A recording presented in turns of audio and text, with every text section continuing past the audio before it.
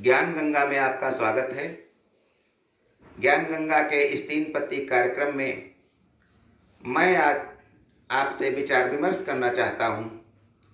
आज की सबसे बड़ी समस्या है कि हमारे बच्चे जब कामयाबी के शिखर पर पहुँच जाते हैं तो वे माता पिता के प्रति अच्छा व्यवहार नहीं करते हैं।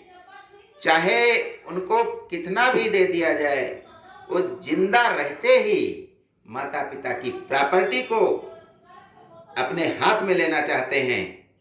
वे ये भूल जाते हैं कि हमें कामयाब करने के लिए माता पिता ने अपना खून पसीना लगा दिया है। उंगलियां थाम के खुद चलना सिखाया था जिसे, उंगलियां थाम के खुद चलना सिखाया था जिसे, राह में छोड़ गया राह पे लाया था जिसे। उसने पूछे ही नहीं अश्क मेरी आंखों के, मैंने खुद रो के बहुत देर हंसाया था जिसे। छू के होठों से मेरी मुझसे बहुत दूर गई, वो गजल मैंने बड़े शौक से गाया था जिसे।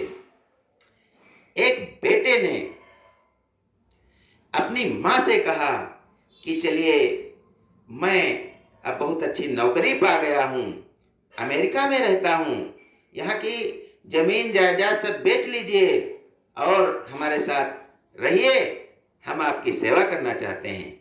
माँ उसकी बातों के चक्कर में आ गई और उसने यहाँ का घर मकान जमीन सब बेच लिया। और वो बेटा उसे ले जाता है और स्टेशन पे छोड़ करके कहता है कि माँ यहीं बैठो, मैं आ रहा हूँ। और वो उड़ जाता है अमेरिका। माँ बेचारी रोती बिलखती, उसके पास कुछ नहीं बचता है। ये कैसा है? ये क्या है? क्या हो रहा है? पहले माँ बाप बच्चों की परवरिश पर बिल्कुल ध्यान नहीं देते थे। बच्चे दादा दादी और नाना नानी के सानिध्य में पलते रहते थे। हमें पढ़ाया गया था, नानी आई खाना लाई, राम खाना खा राम पानी पी, यानी नानी खाना दे रही है। रिमझिम बरसा पानी, झमझम झमझम बरसा पानी, फिसला पैर गिरी ज्यों शीला, हंसी जोर से मीरा लीला, दौड़ी तब शीला की नानी, रिमझिम बरसा पानी। यहाँ पर नानी दौड़ती है, माँ नहीं दौड़ती है, क्योंकि माँ को फुर्सत ही नहीं थी। लेकिन अब तो हम अपने बच्चों को कामयाबी के शिखर पर देखना चाहते हैं, इसलिए हर संभव प्रयास करते हैं कि वे आगे बढ़े और भले हमारा कुछ न करें, बाद में हमारी सेवा न करें, लेकिन वो कामयाब हों। लेकिन वही कामयाब बेटा अपने बाप को बिठाकर गाड़ी में अपनी जब एक अनाथाश्रम में छोड़ने जाता है और वहां से छोड़ करके आ रहा होता है, तो उसे ख्याल आता है कि होली, दिवाली, रक्षाबंधन आदि त्योहारों में पिताजी फिर घर में ना आ जाएं, तो इसलिए फिर वह उनसे कहने जाता है कि मैं घर में जो कुछ बनेगा वो मैं यहीं भिजवा दूंगा, आप वहां भी मत आइए। लेकिन जब वो जाता है तो अनाथाश्रम के जो प्रबंधक हैं उनके साथ पिताजी को अपने शतरंज खेलता हुआ देखता है, चाय पी रहे हैं, बहुत खुश हैं। पिताजी उसको देख करके खुश हो जाते हैं कि शायद मेरे बेटे को अपनी गलती का एहसास हुआ है और वो मुझे लेने आ गया है। लेकिन क्या नहीं सोच पाते हैं कि अब ये क्या कहेगा। वो बोला कि आपको होली, दिवाली, किसी भी त्योहार में वहां घर आने की जरूरत नहीं है, आपको मैं जो कुछ घर में बनेगा पूरी पकवान में यहीं दे जाऊंगा। पिताजी यह सुनकर बाहर घूमने के लिए निकल जाते हैं। तब वही बेटा प्रबंधक से पूछता है, अनाथालय के प्रबंधक से पूछता है कि आप मेरे पिता को कब से जानते हैं। प्रबंधक का जवाब सुनकर आप चौंक जाएंगे।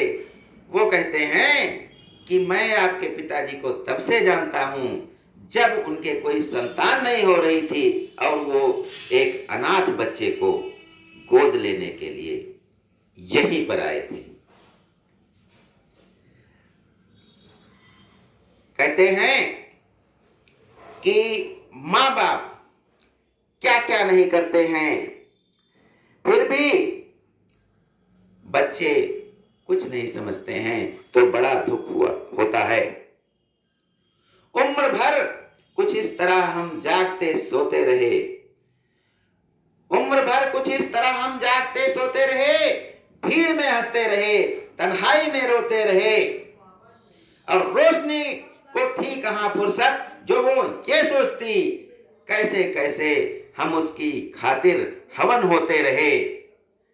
धूप की फसलें उगेगी ये हमें मालूम था, धूप की फसलें उगेगी ये हमें मालूम था, फिर भी हम सबके दिलों में चांदनी बोते रहे। हर माँ बाप जानता है कि कामयाब अगर बेटा हो गया तो कभी हमारा साथ नहीं देगा, फिर भी वह अपना कर्तव्य पालन करने के लिए एड़ी चोटी का जोर लगा देता है। लेकिन कष्ट तो बहुत होता है जब ऐसे लायक बेटे नालायकों की श्रेणी में आ जाते हैं। आज की ये सबसे बड़ी समस्या है।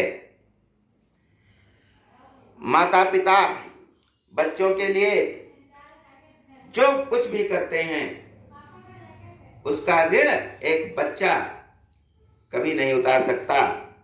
लेकिन जो उदाहरण सामने आते हैं वो हम देखते हैं कि सहारा श्री सुब्रत राय, जिन्होंने अपने